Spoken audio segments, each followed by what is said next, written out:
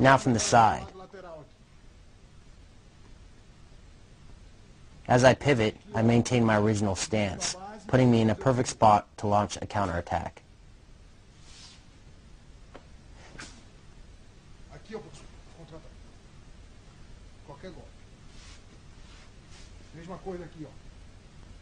Here I do the same outside pivot from the opposite side.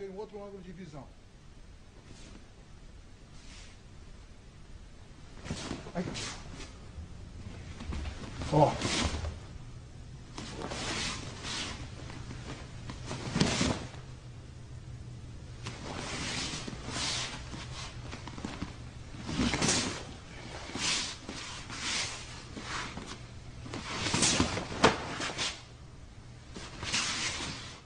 Continuing with Tai Sakbaki, I show how to avoid an opponent's linear attack by switching your stance. Here I begin with my left foot forward. Notice how my center of gravity is still in the center. Again, this is super important because I do not need to shift my weight forward or backward to employ movement, which prevents me from telegraphing my actions.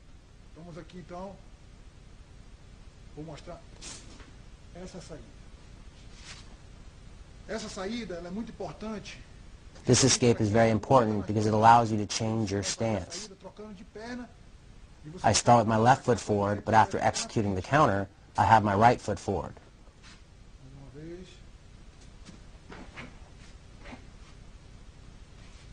The opposite side.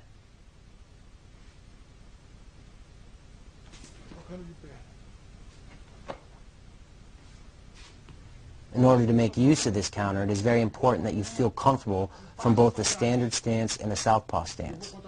If you haven't mastered both stances, then it will be hard to make the most out of this technique and others like it.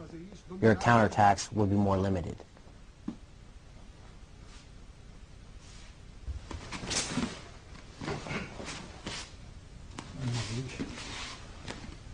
When you counter, you can do so with either a kick or punch.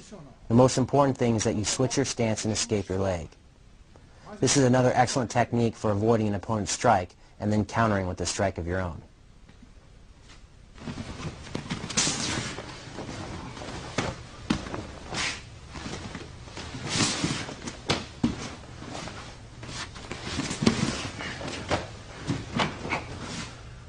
The most important thing here is the leg escape.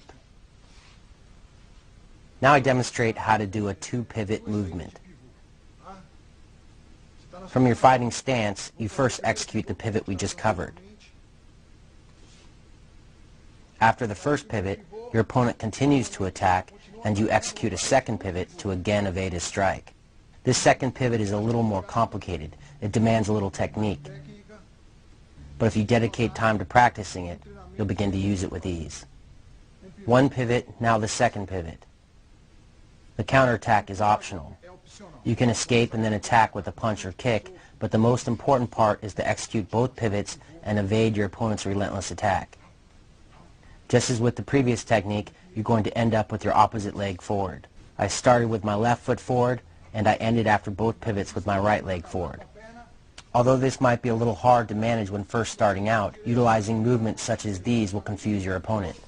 No matter how hard he attacks, he won't be able to find you because you're always one step ahead, always cutting angles.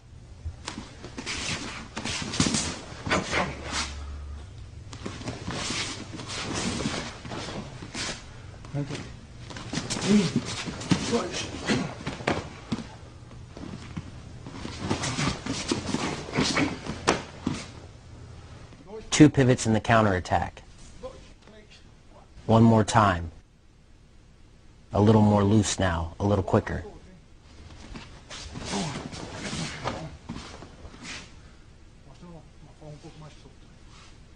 Now I demonstrate how to take two backward steps and then execute a pivot, a combination of movements that comes in handy against an advancing opponent.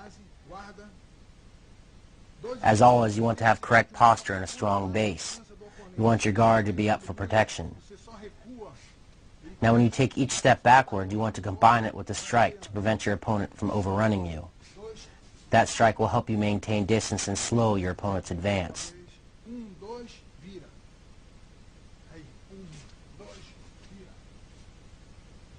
So you take one step, another step, and then pivot.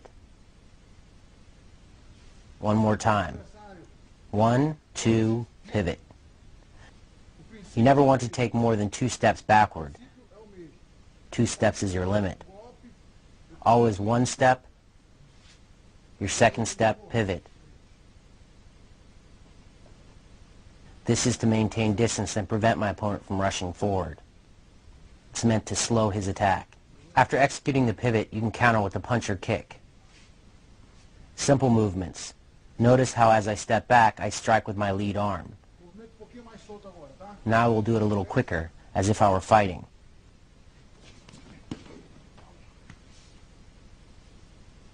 This technique is very similar to the previous one in that you take 2 steps backward and then pivot. However, with this technique, you pivot on your rear leg, which takes you in the opposite direction and reverses your stance. 2 steps back and then pivot in the opposite direction. So, 1, 2, pivot.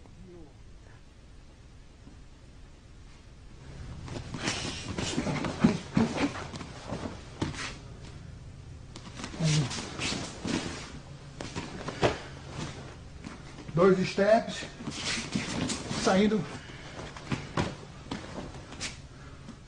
So you take 2 steps and then you exit to the opposite side. Now I will show you a little faster.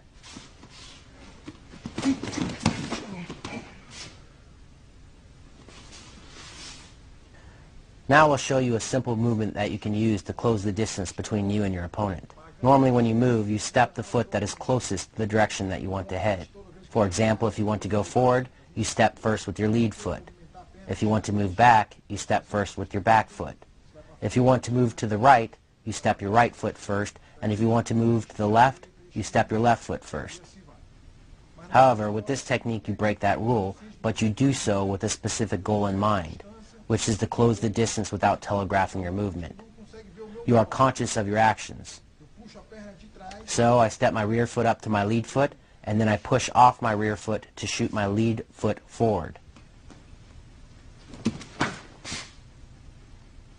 As always, I slide my rear foot along to maintain my fighting stance. Once I land my first strike, I will follow up with the combination. What is important here is how I close the distance using footwork. If I am farther away, then I can push off harder and cover more distance. But because I step with my back leg first, I do not telegraph my movement. My rear leg is hidden and I do not bounce my head. He cannot see me coming. I will demonstrate one more time. With this technique you can cover a little distance or you can cover a lot of distance. This is another way to cover distance, but instead of stepping, I simply push off my rear foot and shoot my lead foot forward. As always, I slide my rear foot along to maintain my stance. This footwork allows you to make a very quick attack.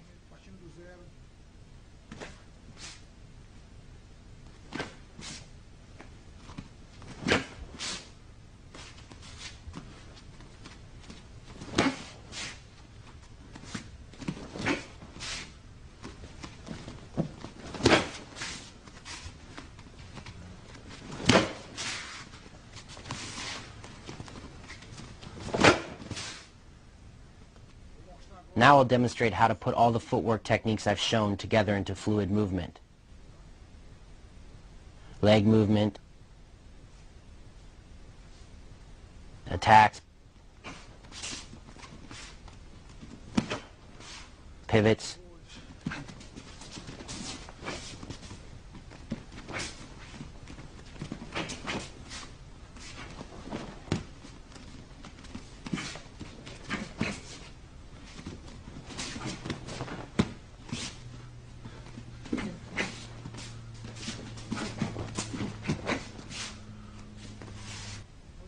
Now I do all the free movement with an opponent.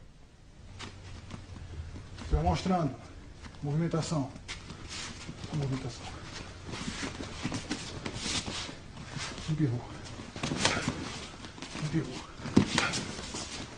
Segundo empurrou.